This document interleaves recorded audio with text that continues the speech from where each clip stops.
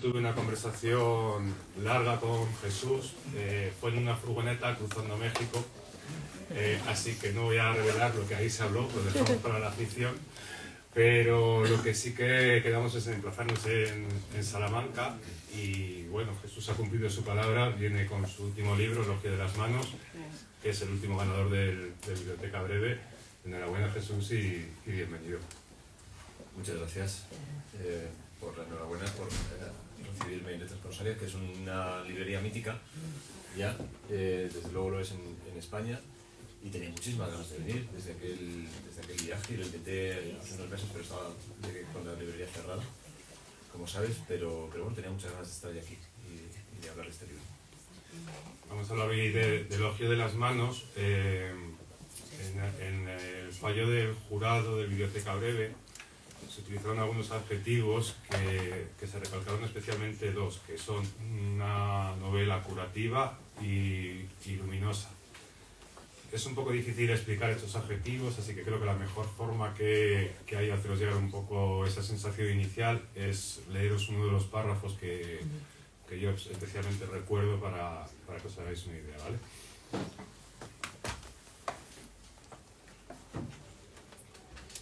Toda la inexplicabilidad de la vida, su misterio, el de dónde venimos y a dónde vamos, el sentido mismo de estar vivos. Todo lo que lleva milenios atormentando al hombre y alumbrando la ciencia y el arte. Todo eso, el desconcierto incluido, tiene la forma de un testigo, como el que llevan los corredores en las pruebas por equipos. El testigo que recorre el tiempo es el amor. Si hemos sido afortunados en la vida, recibimos ese amor de nuestros padres y se lo entregamos a nuestros hijos, a nuestros hermanos y amigos. Y eso es todo. Creo que es una novela luminosa, efectivamente, y curativa. Yo dije que no se sale de este libro como se entra. Tiene una premisa inicial que es desvelada, el final del libro es desvelada en la primera página, el narrador y su familia empiezan a habitar una casa por circunstancias que ahora relataremos, que va a ser derribada, tiene fecha de caducidad dicha casa. Inicialmente parecía que iba a ser para pasar unas pequeñas épocas, unos pequeños días, unas pequeñas semanas. Se transforma en unas estancias a intervalos en años, pero siempre con esa premisa de que la casa será derribada y la estancia allí pues terminará en algún momento, ¿no?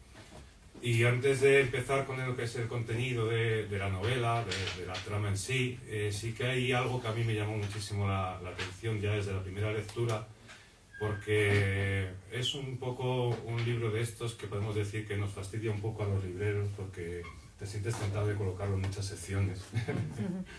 Desde luego es una obra de ficción, pero la voz del narrador tiene distintos registros. Encontramos un registro donde es el reflejo de la vida íntima o familiar del narrador y su familia en aquella casa. También encontramos una reflexión siempre mucho más personal de lo que vive, de lo que acontece, una forma de mirar, que creo que es un verbo realmente importante en este libro. Y luego incluso una experiencia lectora casi teórica por parte del narrador, ¿no? Juega, aunque no lo sea a veces, casi con el ensayo, con la reflexión, diría que incluso con la divagación en algunos momentos. Entonces, bueno, una primera pregunta antes de meternos en el libro es centrarnos en esta voz del narrador. ¿Tenías muy claro desde el principio que iba a ser este tipo de voz? ¿Te costó encontrarla? ¿Cómo se constituyó la voz que nos cuenta el libro? Bueno, es una muy buena primera pregunta, porque para mí es siempre problemático encontrar la voz. Pero antes de encontrar la voz, tengo que daros las gracias por haber venido hasta aquí. Esto es lo primero. Por haber dedicado vuestro tiempo, vais a dedicar parte de vuestro tiempo a estar aquí en lugar de en cualquier otro lugar. Y yo agradezco que sean aquí, en Letras Rosarias, los de libros, y con un servidor como interviniente. Me costó encontrar la voz narrativa, porque siempre me cuesta, porque el punto de vista desde que un libro se narra, para mí es el punto clave del libro.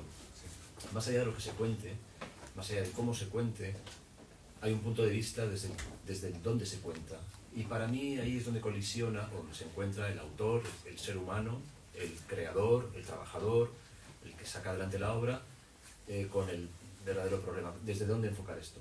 Este libro, como bien apuntabas antes, o hace un momento, empezó siendo un ensayo.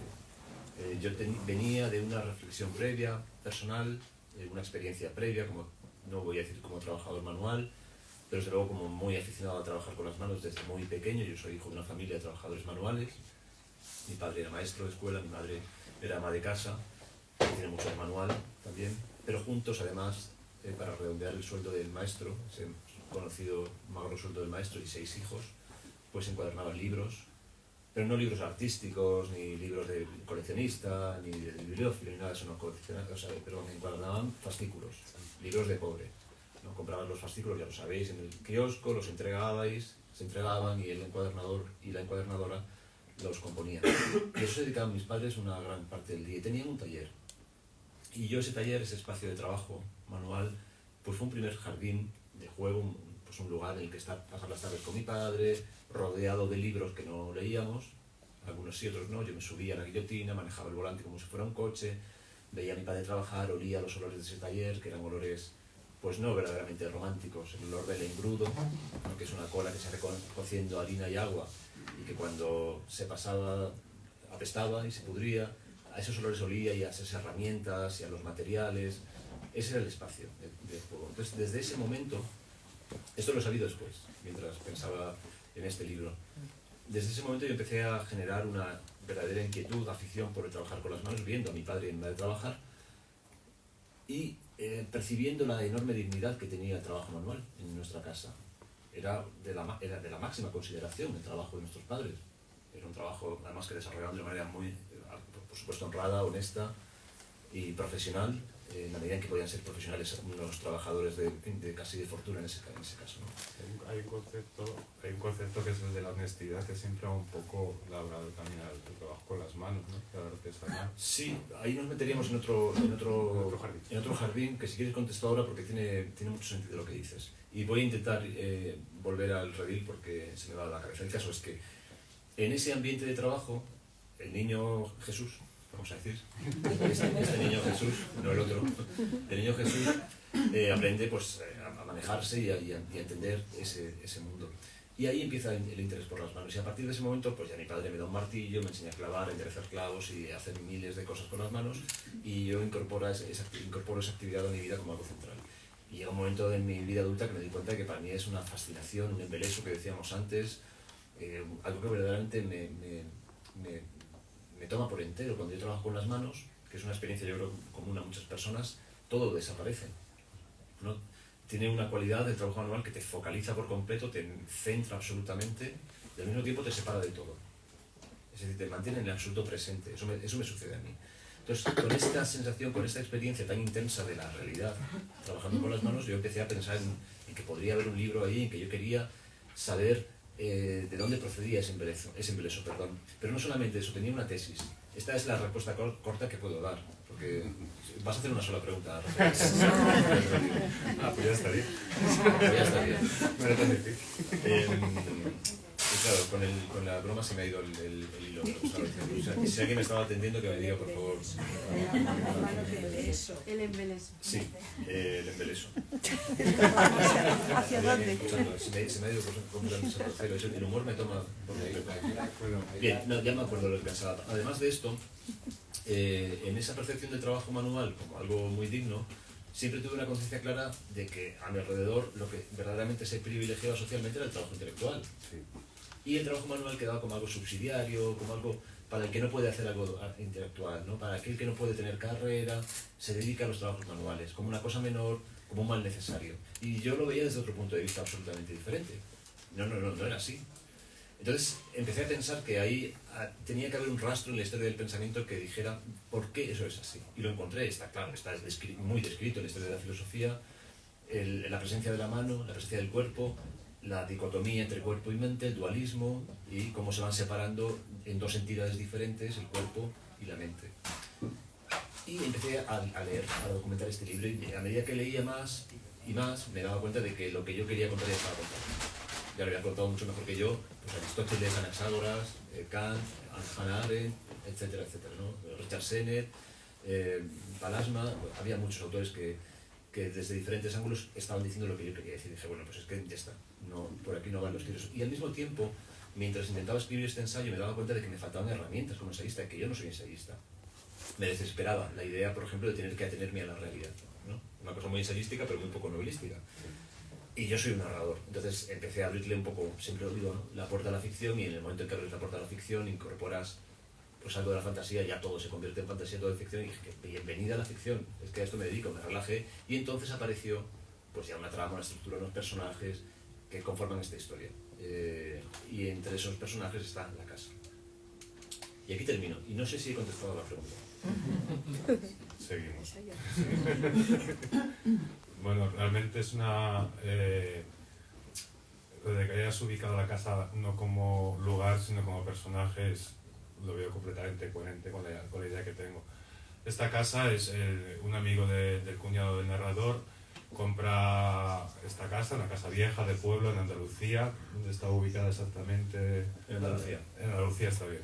Se ve el mar de lejos, eso sí lo sabemos. Pero es una casa vieja de pueblo que ese amigo del cuñado del narrador decide comprar para hacer negocios, para construir un hotel en cierto momento, pero llegó la crisis económica y ese derribo de la casa se demora. Y entonces, bueno, el cuñado del narrador decide que, oye, en lo que no la derriban, decidimos, oye, la ocupamos, ya sabes que las casas vacías, y ahí es donde el narrador, bueno, y otros miembros que van pasando por la casa se establecen en la habitación. Entonces, es cierto que es donde se desarrolla la trama, este elogio de las manos, estas reflexiones que estamos hablando teóricas, que luego sí que profundizaremos un poquito más, donde se desarrolla esa vida familiar y personal. Hay algo que a mí es otro de los temas que me gustaría que nos contaras un poco tu visión, la diferencia entre la casa como mero refugio o la casa simplemente donde se está y el hogar o cómo se construye un hogar, lo que diferencia a través de uno de los personajes, la mujer del narrador, ¿no?, Anaís, que tiene esos gestos sutiles, ¿no?, que mientras el resto está haciendo obras, tirando tabiques, y aquí pongo a montar no sé qué, hay alguien que coloca una manta azul encima de un sofá y eso cambia un poco el decorado, le da otro símbolo. Entonces, bueno, a mí siempre es un tema que me ha interesado siempre, ¿no?, el verbo morar, el verbo habitar. Nos contarás un poco. Es una pregunta muy interesante. ¿Cómo se construye un hogar? ¿Cómo se formula un hogar? Yo no tengo la respuesta, pero sí que creo que todos tenemos una experiencia acerca de eso. Sí. Todos hemos convertido algún espacio en un hogar. Y ese espacio no tiene por qué ser una casa. Puede ser un espacio de trabajo en algún caso, un automóvil, pueden ser muchas cosas. El hogar puede ser un país entero, un territorio, tu infancia, un espacio, un pueblo.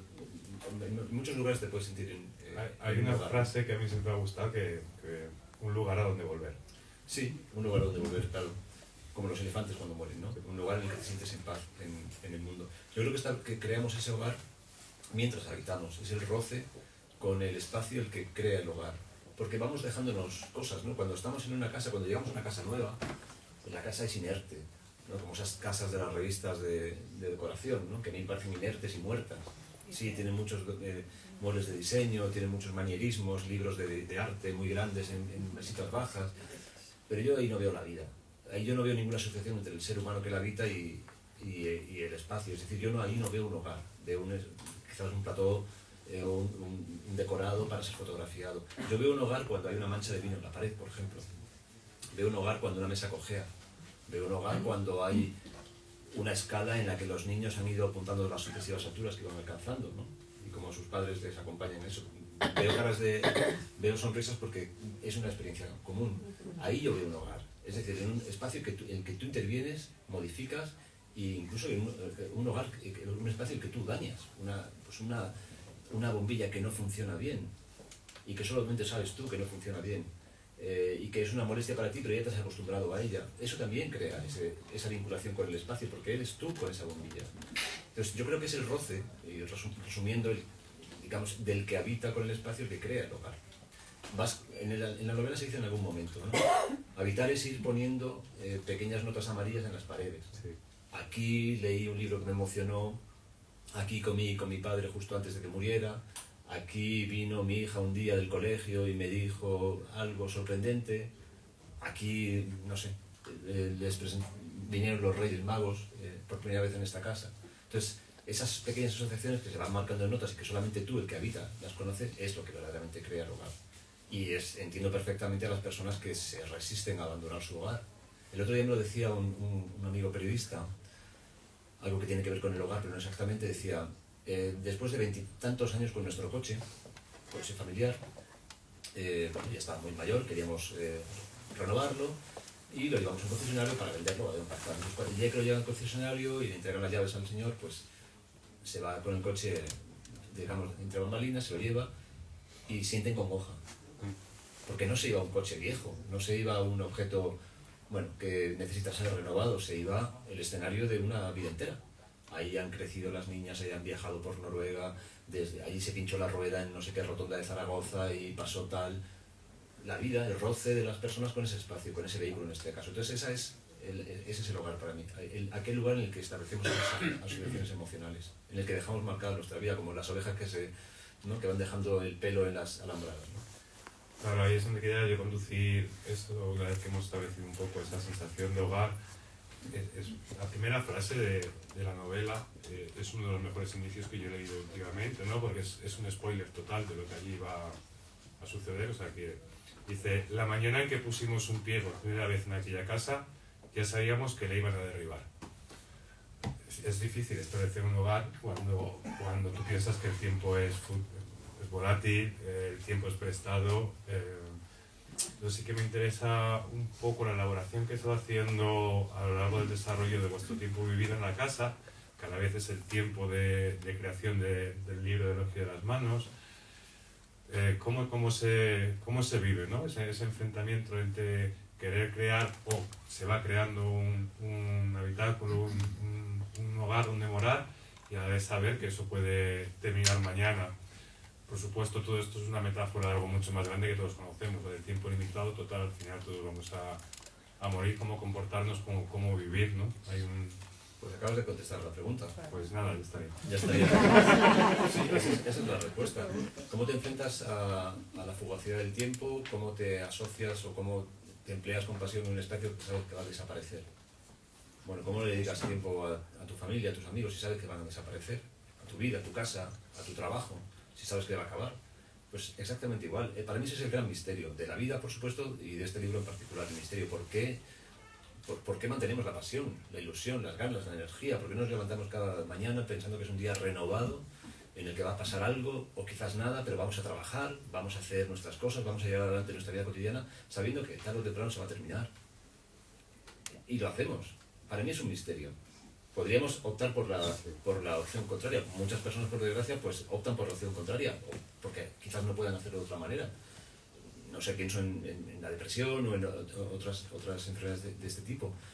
Pero, digamos, en condiciones normales seguimos habitando, seguimos viviendo a pesar de que sabemos que va a terminar. Y esta familia hace lo propio. Y lo hace además de una manera progresiva. Es decir, ese día en el que entran a la casa por primera vez ya saben que se va a derribar, pero tampoco, no hay drama en ello porque todavía no han establecido ninguna asociación con el espacio. Todavía no han puesto ninguna notita en la pared. A medida que van habitando, no solamente van asociándose y poniendo notitas en la pared y van apropiándose del espacio, sino que también van aprendiendo que eso se va a terminar. Y se van decepcionando, por supuesto, y van sufriendo, unos más que otros, pero van aprendiendo exactamente igual que aprenden a vivir. Claro, es que además lo que vemos también en ese desarrollo vital de los personajes son distintas formas de enfrentarse a ese escenario, ¿no? Vemos un narrador que reflexiona mucho más sobre ello, ¿no? Y a veces piensa, ¿pero para qué todo esto? O vemos a la pareja, la novia, mujer del narrador, que es mucho más estoica, lo lleva de una manera mucho más... Y por ejemplo las hijas, ¿no? Donde para ellas lo inmediato y lo divertido y no hay reflexión posible. En este elogio de las manos, parando un poco este desarrollo, sí que me gustaría que profundizaras un poco más en una de las cosas que yo sí que destaqué en la lectura fue como ese bagaje teórico, que parece que a veces le da ese carácter de ensayo, ¿no?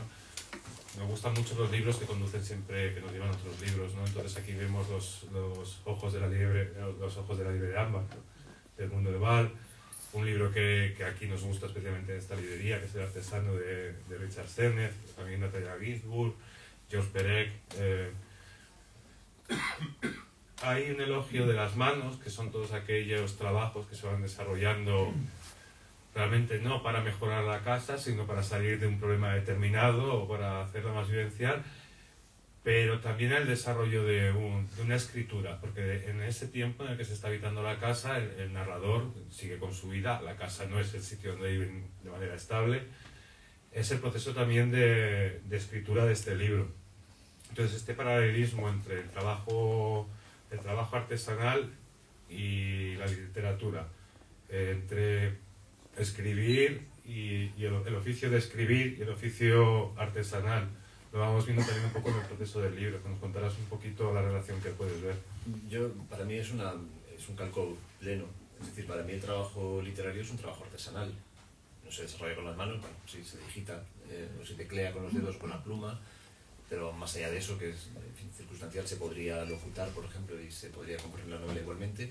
Más allá de eso, es un trabajo artesanal en el sentido, bueno, por dos motivos fundamentales. Uno, porque comparte muchas estrategias con lo artesanal, muchos procedimientos con lo artesanal, ahora entraré en ello, y otra parte que no tiene nada que ver con las estrategias y que alude precisamente a Richard Sennett. Richard Sennett, en ese libro, en El artesano, viene a decir que el artesano, viene a decir no, sentencia que el artesano es aquel que hace algo bien por el simple hecho de hacerlo bien. Que es una forma de definir pero a un artesano, aquí lo trabajo, pero también es una forma de definir una ética. Esa ética se aplica a cualquier actividad humana. Sí, la dignidad también que hablábamos antes. Y de ahí, desde mi punto de vista, surge la dignidad. Cuando haces algo bien, sin que te premien, o sin esperar un aplauso, sin esperar una admiración, sin esperar nada, simplemente porque tu conciencia, tú solo, consideres que es como tienes que hacer las cosas, ¿no? Como cuando te encuentras un billete en el suelo, te lo puedes guardar o puedes buscar a alguien cercano a ver si es alguien que lo haya perdido, ¿no? Puede ser un narcotraficante cargado de billetes, puede ser una persona, un parado, que verdaderamente necesita el billete. Entonces ahí cada uno, sin que nadie le mire, decide, ¿no? Entonces esa es la ética que propone Sennett, que yo comparto. Y luego, en la parte más procedimental, tal y como yo interpreto la literatura, tal y como yo la trabajo, porque hay mil formas de hacer las cosas, me lo tomo es absolutamente artesanal. El artesano hace esta mesa a mano y para ello busca los materiales que están dispersos. Son el hierro, que es un mineral, hay piedra, hay madera... Esta es de Ikea, ¿eh? Bueno, esta no, completamente. Bueno, pero también, imaginemos una mesa. Sí, imaginemos una mesa. Este atril, ¿no? Se reúnen esas piezas que estaban separadas y bajo un mismo concepto, un paraguas conceptual que es mesa, silla o lo que sea, reunimos las piezas y componemos un nuevo objeto. La novela funciona exactamente igual, hay piezas que están separadas, que son vivencias del escritor, lecturas, una intención narrativa, literaria, lo que sea, unos personajes que encontraste, una música que escuchaste, vas reuniendo eso en forma de libro, le das una estructura, una gramática, ya tienes tu mesa escrita. Y a partir de ahí los procesos son muy parecidos. Tienes que digamos, desbastar, lijar, unir, hacer ensamblajes, intentar que los capítulos no salten entre sí, que los personajes sean... Es decir, que no haya nada que interrumpa la lectura, bueno, conseguir la intención que pretendías para ese libro, lijando un texto, es decir, puliendo, ¿no? Quitando una palabra que sobraba, que es lijar este pequeño rasante que quedaba entre una unión entre dos materiales, ¿no? Y también lleva mucho tiempo. Entonces, desde mi punto de vista, hay un paralelismo absoluto entre el trabajo artesanal y el trabajo literario. Desde luego, tal y como yo lo interpreto. Como digo, hay muchas formas de encararlo. Bueno, pues desgranando este trabajo que hay en el libro, como estamos hablando, hay varias capas de lectura. Si ya hemos un poco profundizado en este marco teórico de elaboración, el proceso, antes nos has contado un poco también de procede tu interés inicial del trabajo artesanal, ¿no? De que viene de una familia, una curiosidad. Hay otro punto, otro tema en el libro que a mí me parece crucial, que es la forma del tiempo. El tiempo en cuanto a su rapidez o a su lentitud, ¿no? Y en ese pasar del tiempo, ese transcurrir, la forma de mirar constantemente del narrador, cómo nos sitúa la mirada en ciertos temas. Y bueno, en esta casa, por supuesto, está la familia del narrador, otros compañeros que van pasando por la casa, pero hay una presencia muy constante de la naturaleza, hay una presencia muy constante de los animales. animales que van desde, por supuesto, hormigas, perros y demás. Hay un protagonismo que es una figura literaria que es el de Leña, una burra que es casi, bueno, casi no, el propio narrador lo hizo, una antítesis de Platero, ¿no? Entonces, bueno, quería ver un poco, que nos contaras un poco más esa forma de mirar, ¿no? De cómo interviene la naturaleza en el estar, los animales, esa convivencia donde son un personaje más en el libro. Bueno, la forma que propone de mirar el narrador es una forma, en primer lugar tiene un alcance, al margen de la forma el alcance es muy próximo. Todo lo que sucede en la novela se mira muy de cerca, a la distancia de unos cientos de metros a lo sumo, vislumbra una colina al fondo y todo lo demás es de ahí hasta aquí. Hay un personaje, ¿no? que hace mucha hincapié en una página muy bella, ¿no? El de Wons cuando va con él. Sí. Y dices que realmente nunca ha salido de ahí. Nosotros estamos siempre, hablamos del turismo, nos vamos como locos haciéndonos fotos, pero no vivimos el lugar, ¿no? Entonces esa posibilidad, esa cercanía. Claro, él invierte, Wons, que es un personaje del pueblo, que nunca ha salido prácticamente del pueblo, que su mundo está allá donde llegue su caballo más o menos, unos kilómetros, unas leguas, lo que sea. Él es una inversión del ser humano contemporáneo, ¿no? Y lo que hace es invertir esa experiencia extensiva. Tengo que visitar muchos lugares muy lejos, por una experiencia intensiva. Me concentro en un territorio pequeño, pero lo conozco en profundidad. Es decir, Wons explora la dimensión profunda de las cosas. Puedes haber ido a Tokio, puedes haber ido al Taj Mahal, puedes haber ido a París, a Nueva York, a todos esos lugares y que no te hayan dejado nada. Que no haya nada en ti de ellos, absolutamente nada. Esa visión es la que que tu foto en el Times Square sea exactamente la misma, o sea, que hagas esta foto que hacemos ahora, que es... Y en cuanto acaba... sujetar la torre de Pisa. Sí, sujetar la torre de Pisa, todo eso. Y ya está. Y no hay ninguna interacción, no hay ninguna intención de crear un hogar, una vinculación emocional con el espacio, ni con la gente, por supuesto, de ese espacio. Es extensivo y es capitalista al máximo, ¿no? Y él propone otra cosa. Ese terreno me quiere meterlo. No quiero contraponer una cosa a la otra, cada cual decide. Y además yo creo que todos participamos de esas dos experiencias. Viajamos extensivamente y viajamos intensivamente, en mayor o menor medida. Nos comprometemos con lo cercano, pero también aspiramos a ver cosas lejanas. No es un dualismo así claro, ¿no? Pero él propone esa inversión, o él representa esa inversión. Y en la novela está llena, digamos, de esa forma de mirar, muy próxima, que va desde una hormiga muy pequeña, que como es muy pequeña hay que verla muy de cerca, a la vida de las hormigas, o a cosas cercanas como la piel de tu pareja, o un desconchón en la pared, una grieta, en fin, cosas muy, muy cotidianas, ¿no? Y ahora me acuerdo de lo que no contesté antes, pero ya no lo voy a contestar. Otro de los aspectos del libro ya aparecía en anteriores títulos tuyos, pero bueno, en este se hace bastante hincapié. Hablamos siempre de las manos como lo artesanal, lo que fabrica, lo que crea, pero hay una importante labor también, aparece en el libro, de las manos que cuidan. Quizás el cuidado, cuidar es un verbo que últimamente está repitiendo excesivamente y a lo mejor hace que empiece a carecer de significado, lo cual debería alertarnos un poco, ¿no? Me parece que es un verbo realmente importante. Entonces, háblanos un poco de esas manos, de las manos que cuidan.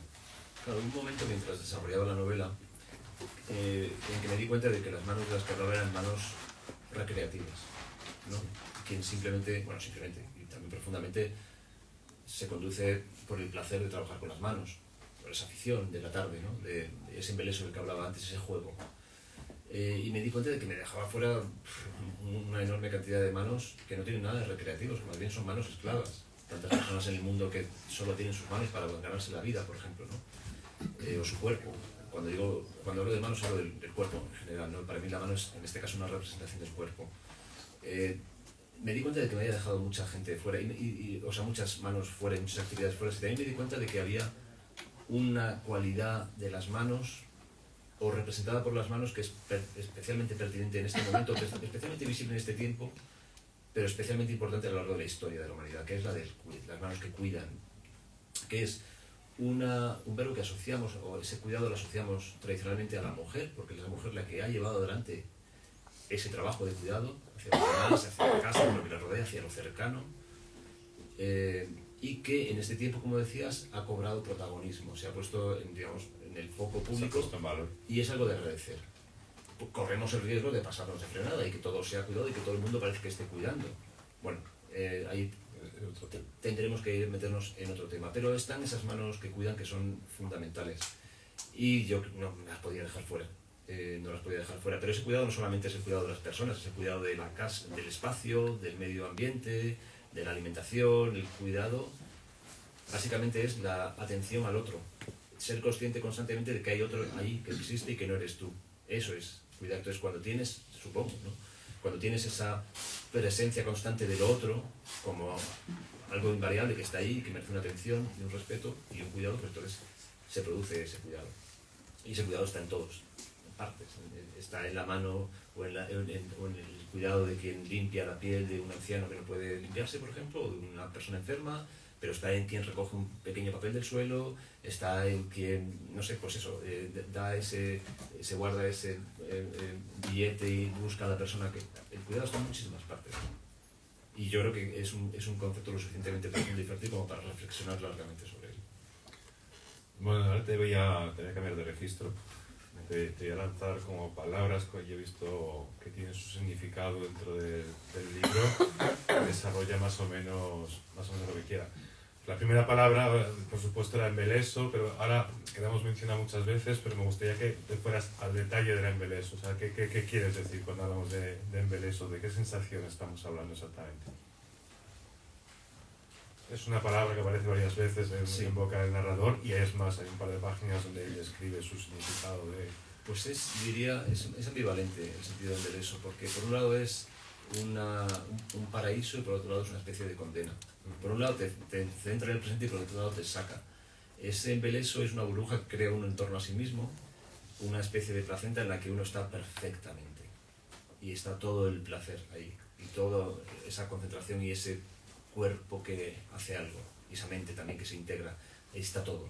Pero al mismo tiempo está la burbuja, está todo lo de fuera desatendido, ¿no? Y el narrador en algún momento lo dice, o la mujer del narrador, Anaís, se lo dice al narrador, cuando entras en ese embeleso todo lo demás desaparece, y tú no has decidido vivir solo. Ahí es donde... Has decidido vivir en compañía de otros, en medio de una sociedad. Entonces, por eso digo que es ambivalente y hay que tratarlo con cuidado. En su parte más positiva, para mí, es pues, una experiencia de máximo deleite, disfrute. Ese embeleso lo puede producir un libro. Entonces, los que estamos aquí, seguro a la abstracción. ¿Perdón? A la abstracción. Un poco claro, ese abstraerte, también lo dicen en algún momento en el libro, ¿no? La abstracción como la fusión con lo que estás haciendo, ¿no? Te abstraes y te conviertes en aquello que estás haciendo o en aquel libro que estás leyendo. Yo creo que esa experiencia seguramente que la compartimos todos los que estamos en esta habitación, ¿no? Ese momento en el que estás leyendo un libro y solo estás leyendo ese libro, estás absolutamente dentro, abstraído, embelesado, absorto. No hay nada fuera, no hay nada antes ni después, no hay móvil, no hay cena que hacer, no hay nada. Hay ese libro. A veces eso dura un milisegundo, a veces puede durar más tiempo. Pero yo creo que esa experiencia, el que no la conozca debería conocerla, pero yo estoy seguro de que todo buen lector la ha conocido. Porque si no la ha conocido, seguramente no aguanta como lector. Yo creo que nos convertimos en lectores duraderos porque hemos probado esa experiencia, la del embeleso, estar absolutamente absorto en esa ficción y queremos más, queremos repetirla y buscamos libros y libros y libros, y aquí están todos los libros posibles para dar con aquel, todos posibles. Bueno, todos los que nos daría tiempo a leer en una vida larga, buscando ese libro que nos procure de nuevo esa sensación de embeleso, ¿no? Bueno, ahora voy con otra de la que seguramente sea mi palabra favorita del libro, apaño, apañarse. Me encanta esa palabra, me encanta ese concepto, es una filosofía de vida, el apaño. Los libreros son muy apañados. Sí, los libreros son muy apañados, sí. Los cubanos son muy apañados, se decía, no hacían grandes apaños. A mí el concepto de apaño me encanta. Me encanta porque se emparenta muy bien con la vida. No, la vida es imperfecta, tiene un montón de cosas, ya lo sabemos, que no funcionan bien, y la única estrategia para enfrentarse a una vida imperfecta es a base de apaños. Cualquiera que pretenda establecer un plan que quepa en un Excel para transitar por la vida de principio a fin, pues está destinado al fracaso. En algún momento tendrá que hacer un apaño, porque las cosas no son como uno quiere. La casa está llena de apaños, la forma vivencial en esta casa está llena de apaños, claro. Pero también ahí volvemos otra vez a la metáfora de la vida. Hacen apaños porque están de paso. No pueden... La familia de esta novela no tiene tiempo ni dinero ni la propiedad de la casa como para derribar ese muro que se está cayendo a trozos y levantar uno nuevo, porque no es suya, están de paso. ¿Qué hacen? Se apañan. Y en ese apañarse se adaptan. que es una estrategia fantástica para estar en la vida. Hemos llegado hasta aquí porque nos hemos ido adaptando a muchas vicisitudes a lo largo de la historia.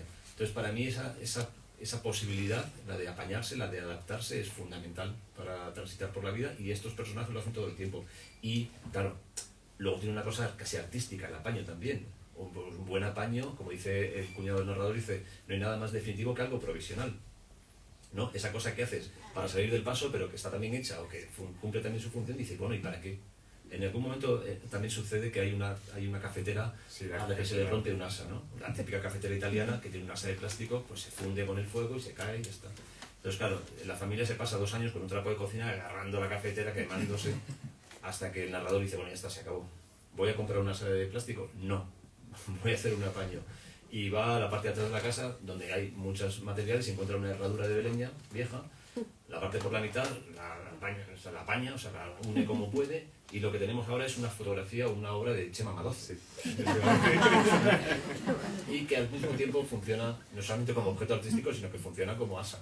Y ya la familia no tiene que quemarse la mano cogiendo ni como asa, ¿no? Entonces, ese tipo de apaños, esa es la parte virtuosa del apaño, ¿no? Solucionas algo, pero al mismo tiempo puedes crear un objeto artístico, puede haber mucha belleza. Y sobre todo lo que es, para mí el apaño denota ingenio e inteligencia, ¿no? Esta capacidad que tenemos, o que tienen muchos seres humanos, para salir de paso con cualquier cosa, a mí eso me parece fascinante, me parece una expresión de la inteligencia máxima, ¿no? No tener que necesitar una pieza, eso hasta que llegue a Alemania, ya veremos, bueno, esto señora le va a salir carísimo. Cuando a lo mejor con un alambre lo une no sé qué y va para adelante, ¿no? A mí esa velocidad, esa capacidad para adaptarse, esa inteligencia práctica, me embelesa, jugando con el término anterior. Bueno, digamos, en Beleso, apaño, claro, todos estamos hablando, es una gran metáfora, como estamos diciendo y demás, pero en esta novela yo lo que también he visto es mucha presencia del humor. Hay mucho humor en esta novela. El narrador consigue que se rían de sí mismo cuando hace alguno de esos apaños de los que hablamos, ¿no? Recuerdo también un interruptor que le lleva al narrador 3 o 4 días, coge los cables, tal. No, pero algo se produce ahí que lo que produce es risa, y ahí hay un constante, ¿no? De la risa y de la celebración todo el rato en la novela. Bueno, has dado con la clave justo cuando lanzabas la pregunta del humor, que es la clave cervantina, ¿no? La ironía. Eso es. No, el humor construido a partir, o quien lo construye a partir de la risa hacia sí mismo en primer lugar, ¿no? Esa distancia que uno puede tomar contra sí mismo y decir, bueno, es que no soy tan serio ni tal, yo también soy un objeto de risa, y el narrador lo hace constantemente, porque, en fin, en algún caso es patético, y está bien que reconozca su patetismo, porque de él también surge el humor. Yo soy una persona con bastante sentido del humor, creo. Lo que pasa es que tengo una apariencia así muy seria, muy adusta, pero en las personas cercanas saben que me gusta mucho reír, que me gusta mucho hacer reír, como me gusta mucho hacer comer, ¿no? Cualquiera que le guste hacer de comer sabe a lo que me refiero, esa posibilidad que tienes para hacer que los demás gocen, disfruten. Eso también se consigue con el humor. Yo, si puedo, si tengo el día y si no encuentro, pues siempre busco esa vis cómica para alegrarle la vida a los otros y también reírme yo, ¿no? Y este libro está lleno de, bueno, yo he querido que estuviera lleno de momentos así. También es cierto que era arriesgado, porque el humor en literatura es complejo, es un material inflamable, se te puede caer, romper y explotar por un sitio por el que tú no esperas, ¿no? Y yo no estoy acostumbrado a trabajar con el humor en literatura, y aquí lo he hecho de una manera lo más mesurada que he podido. Sí, no es un humor de chiste, es un humor situacional, podríamos decir, ¿no? Como es el humor de Cervantes, ¿no? No quiero con esto compararme con Cervantes. Pero bueno, que hay una enorme presencia del humor, y yo lo agradezco. Yo ya hace tiempo que lo digo, voy camino de la comedia. ¿Ves? Hace gracia. No os esperáis que este señor pueda hacer comedia. Yo tampoco lo espero, porque no sé si seré capaz. Me parece que es el género más difícil que hay en literatura, y seguramente por eso me apetece, porque me gusta hacer, como el narrador de novela, me gusta intentar cosas que no sé hacer. Bueno, y al final la risa también es una forma de defendernos en la vida, ¿no? Sí, también. Y es una forma maravillosa de estar en la vida. En fin. Es otra palabra ya un poco más seria, pero que también es bastante permanente y visible en la novela, es legado. Sí, legado. Tú has leído antes un párrafo en el que se hablaba de ese legado, ese testigo que se entrega de unos a otros. Ahí yo siempre me refiero... o sea, puedes interpretarle la idea de legado desde muchos puntos de vista, ¿no? Como aquello que recogemos del pasado y que estamos obligados a proteger. Nos interesa el mío, no paro, iba a hacer 55.000 versiones del legado, me voy al mío, ¿no? El mío es, gracias, el mío tiene que ver con Salvador Paniker, el filósofo catalán, ¿no? Él decía que para mirar adelante, en su famosa conceptualización que llamaba lo retroprogresivo, ¿no? Que me parece uno de estos aciertos intelectuales, decía que para mirar hacia adelante, para avanzar, es preciso, absolutamente necesario tener un ojo puesto en el pasado, ligeramente en el pasado. Es decir, nos dice, tienes que entender de dónde vienes para saber a dónde vas. La vida no empieza de nuevo, ex novo, con cada ser humano que comienza. Cada ser humano que comienza y que nace, que viene al mundo, viene de algún lugar.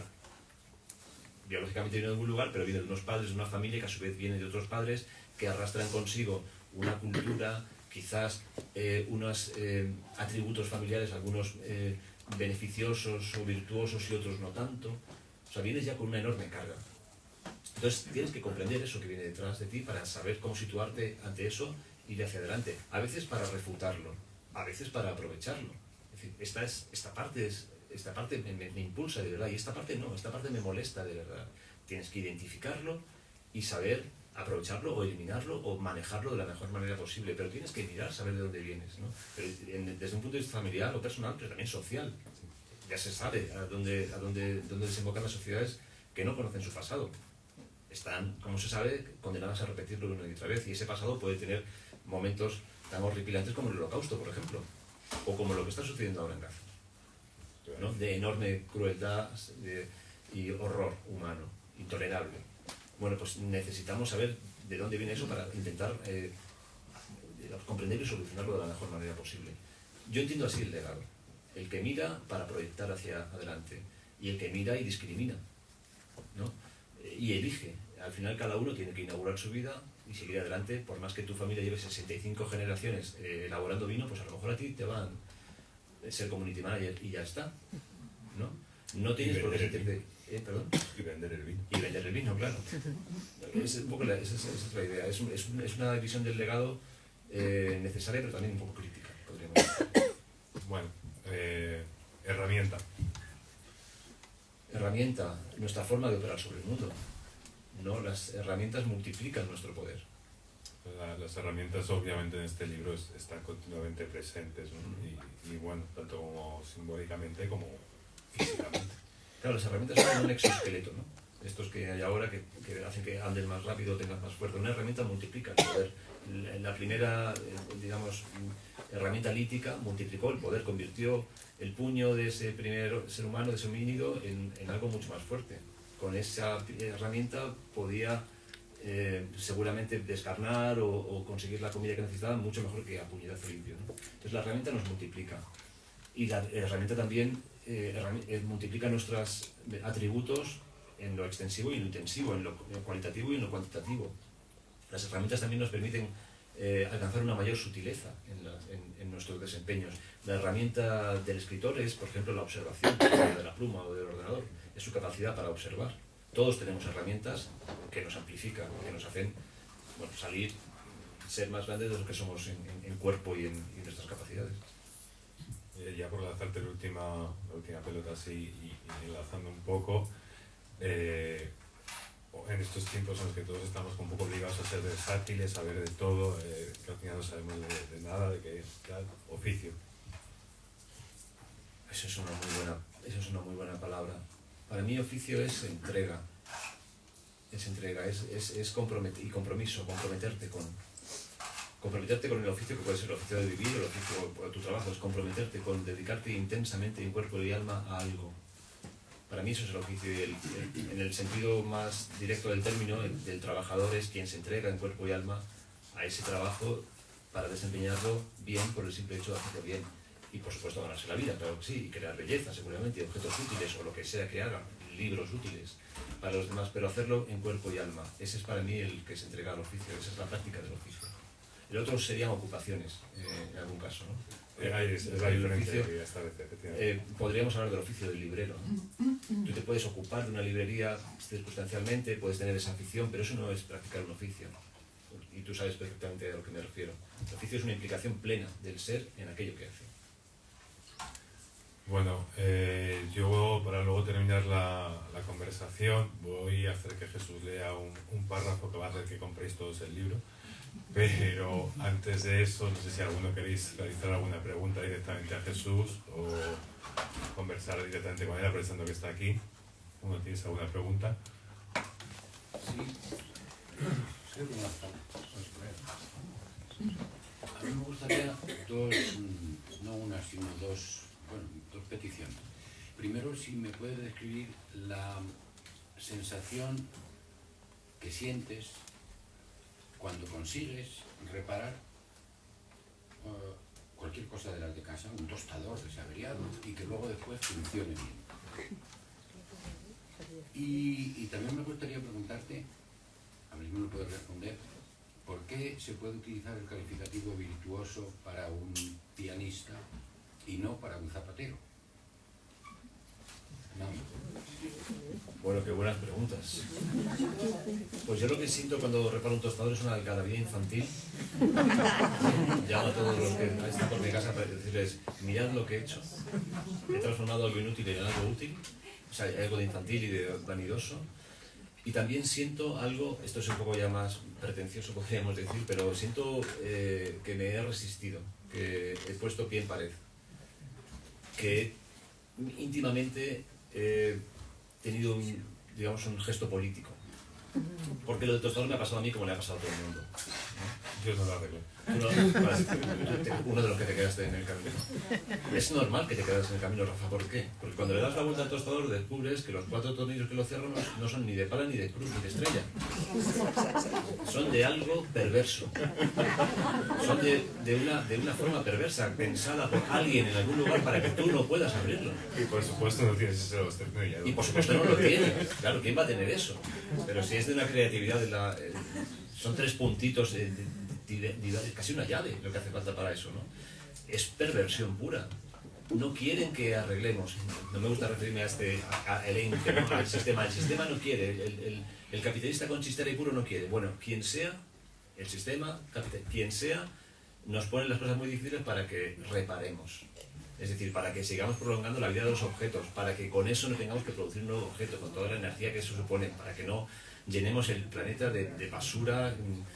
Y sobre todo para que no tengamos esa actitud en el mundo que yo mismo me atribuyo muchas veces de decir, bueno, es mejor comprar, tirar que reparar. No, es mejor reparar, pero por favor que nos dejen reparar. Creo que hay una legislación ahora europea que nos va a permitir al menos que los tornillos tengan una forma razonable. ¿No? Y quien quiera que se atreva. La voz. Y quien quiera que se atreva. Entonces, yo siento esa algarabía y siento esa resistencia cuando lo consigo. Me siento muy bien. La verdad es que es muy satisfactorio. ¿Y por qué aplicamos virtuoso al pianista y no al zapatero? Pues seguramente tiene que ver con ese dualismo. Uno se asocia al arte y a la complejidad de lo inalcanzable, de lo abstruso. Parece que, bueno, evidentemente tocar a Chopin o a Rachmaninoff es muy complicado, pero entiendo que arreglar un zapato con prestancia y con elegancia también es complicado. Son 2 actividades diferentes, no podemos establecer un paralelismo, pero yo también hablaría de virtuosismo, claro que sí. El cuerpo trabajador que haga su trabajo con ese esmero, ¿no? Con ese nivel de detalle. Una pregunta más tenéis por aquí, ¿queréis hacerla a Jesús ahora? ¿No? Bueno, por enlazar un poco lo que estabas diciendo, también esa sensación en la que aparece en la novela y que hablas tú de ella, de cuando realizas una labor o cuando te enseñan a realizar una labor, de autonomía, ¿no? Claro, sería una derivada de la pregunta que nos hacías. Claro, cuando tú acabas de arreglar ese tostador te sientes autónomo. No he necesitado ni ir a la tienda a comprar, ni llamar a otro, ni esperar a un técnico, sino que yo solo he sido capaz de aplicar mi ingenio y las pocas herramientas que tuviera y superar este problema del mercado y abrirlo a fin de cuentas, lo he conseguido hacer yo solo. Y ya para mí esa autonomía está íntimamente relacionada con otro concepto que es la dignidad, ¿no? En la medida en que somos autónomos podemos, elegirnos con dignidad. En la medida en que no necesitamos a otros, salvo, cuando nos queremos dirigir al otro. Pero en condiciones normales, que seamos capaces de manejarnos por el mundo solos, redunda en la dignidad de la persona. Y luego, por supuesto, abramos los brazos a los otros. No se trata de ir por el mundo con las gafas puestas, ¿no? y sin mirar a ninguna parte. Pero que no nos dirijamos a los otros por necesidad, sino por placer, en el mejor de los casos, ¿no? Bueno, terminamos con la lectura, sí, cuenta antes.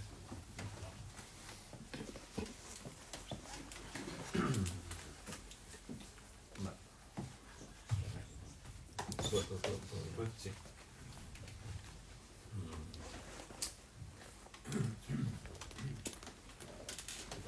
Sí, me parece muy bien. Venga. Me suena este texto, ¿eh? ¿De quién es? ¿De quién es? Cuando yo lo leí por primera vez no lo sabía. Bueno, dice así. Cuando colgué, me senté en la cama y me entregué por última vez, o eso creía, al recuerdo de lo vivido. Y lo primero que recordé fueron las cenas, solos o con amigos bajo la parra, la tibieza de las noches de agosto, los olores de la hierba seca que el viento traía y los cantos de las cigarras y los grillos, los farolillos de papel que Anaís compró, colgando del emparrado, vertiendo una luz cálida y tenue sobre los tomates aliñados y las berenjenas fritas, dándoles a las noches del patio un aire de feria de abril. Las risas de unos y de otros, los niños descalzos, las manzanillas frescas y vivas de Sanlúcar, la arena de la playa todavía en los pies, las toallas colgadas del tendedero, la albahaca creciendo en el arriate, perfumando nuestros guisos. Luego me vi escribiendo los muchos amaneceres del estío, bajo esa parra y esos farolillos, apagados. El hule gastado en cuyos motivos repetitivos yo solía perderme en las pausas o en los momentos de desconexión con el texto. De allí habían salido muchas páginas, la mayor parte de las cuales nunca se publicarían. Me di cuenta de que aquella era mi Toscana y sonreí, porque al final a mí también me habían venido bien los nenúfares y los cipreses, que en mi caso eran otros, una parra y un tendedero para la ropa.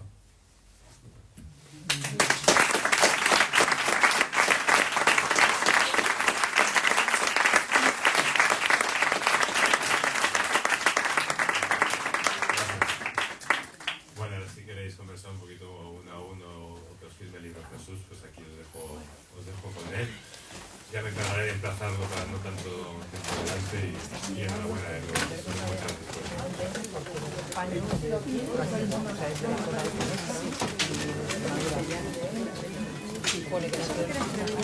Bueno, sí, pero bueno, da igual porque